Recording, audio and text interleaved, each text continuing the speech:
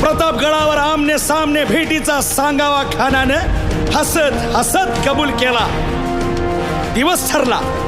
दिवस ठरला आणि ठरल्याप्रमाणे प्रतापगडच्या पायथ्याशी खान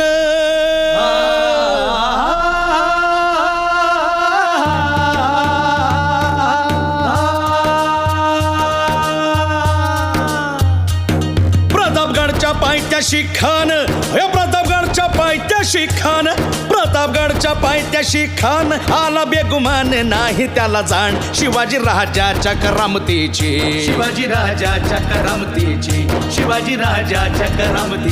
अन त्यासे नाही जाणीव शक्तीची अन करील काही कल्पना युक्तीची हजी जी राज जीवा महाल